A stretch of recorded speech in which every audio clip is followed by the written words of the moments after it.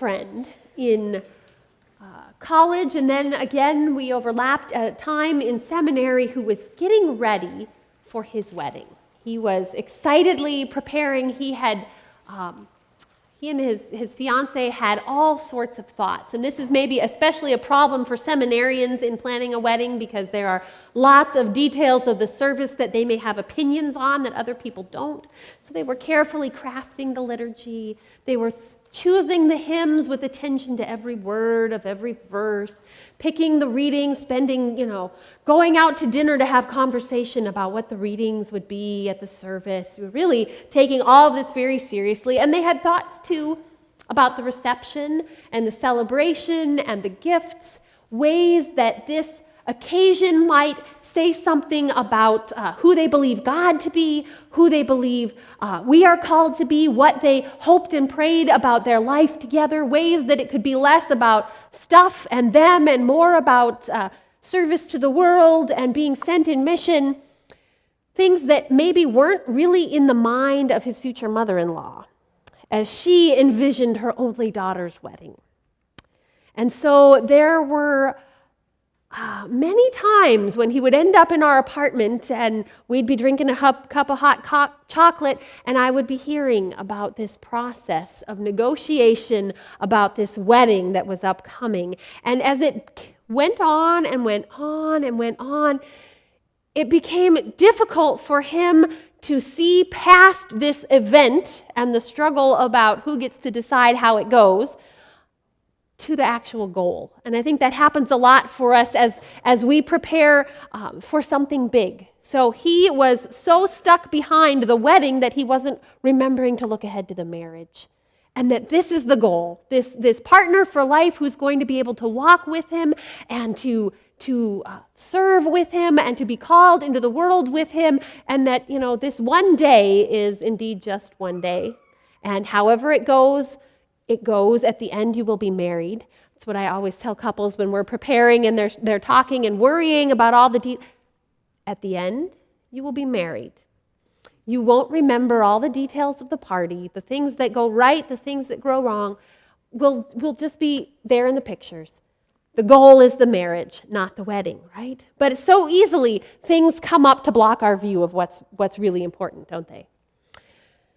Sometimes it's our expectations that get in the way, like his did. They were all great and wonderful expectations, but it was hard to see the goal because of the expectations. John and his followers have expectations of what Jesus should be like, right? They have expectations of the Messiah. John was just last week in our reading out in the wilderness announcing that the kingdom of heaven has come near. He could see it.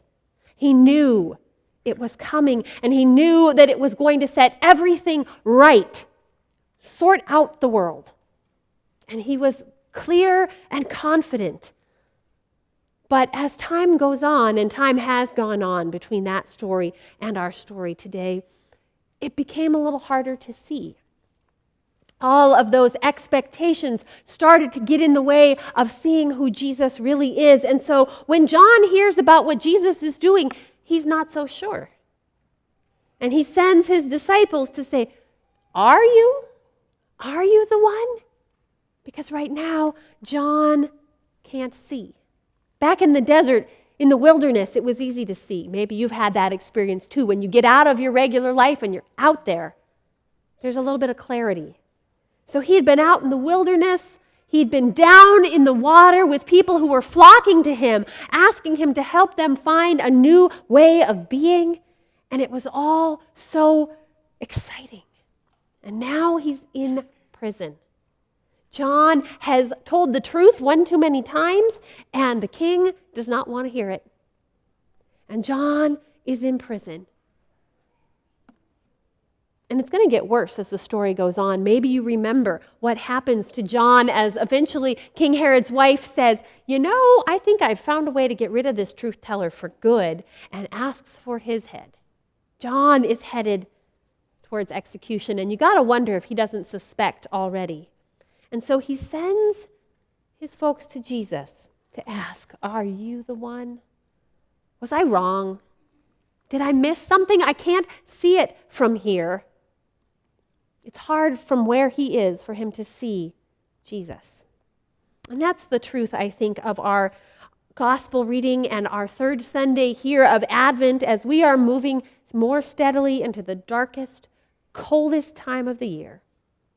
As we are moving into a holiday season that may demand a pace from you that you cannot keep up, that it expects a beatific joy, when so often this is the time that depression and grief and strained relationships have more power in our lives than ever. When our country and our communities seem more divided, when we're not able even to agree on what peace and justice would look like. Sometimes it is hard to be able to see from where you are.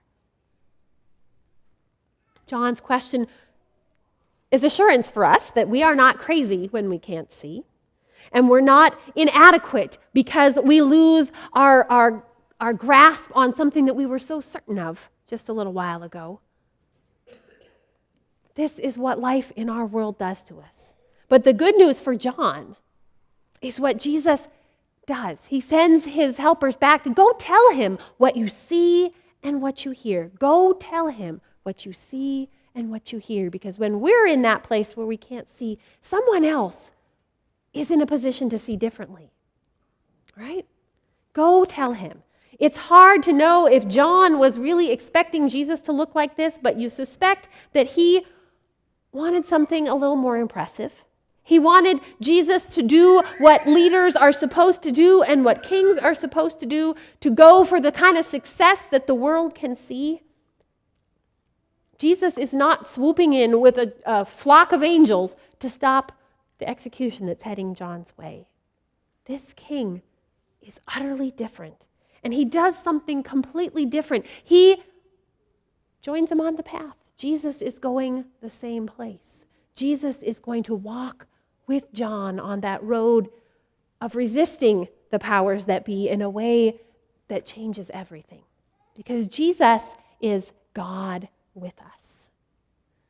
Not God swooping down from on high, but God with us, coming first and foremost into the darkest places.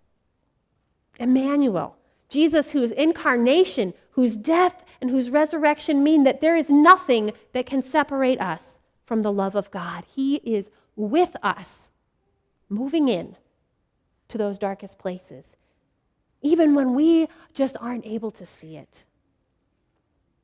The good news is that however hard it is to see from where we are, when we're constrained by all those things that want to hold us back, that get in the way, our expectations that are out of whack, our heartbreak at the world's disappointments, the sin that smacks us upside the head every time we think we've gotten our act together, no matter how hard it is for us to see from where we are, the kingdom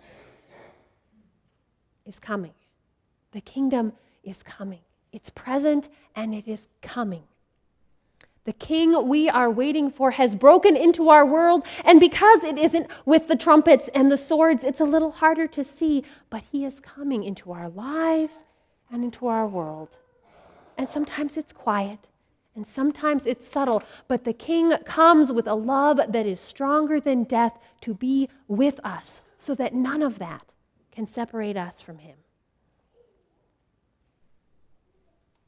God is with us, coming to us even now in the darkest night, and not even the greatest powers of this world, not the prison cells, not the soldiers, not any of that can stop it. And so that's the good news for John, is that even when you are that cut off from what you thought you could expect, the kingdom comes. And so for us, when we are cut off, the kingdom comes. The promise is there. And when we can't see it, what we need to do is just like John did, to send someone to say, I don't see it, come and help. That's why we gather every week, week in and week out, is because when I don't see it, you can tell me.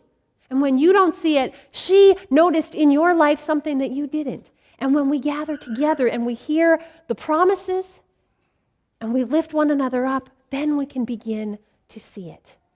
So Come and listen, come and hear, come and see what others are seeing. And if you are in a place where you can see it, go and tell, right? That's the beauty of our Isaiah reading. Strengthen the weak hands, make firm the feeble knees, say to those who are of a fearful heart, be strong, do not fear. Here is your God.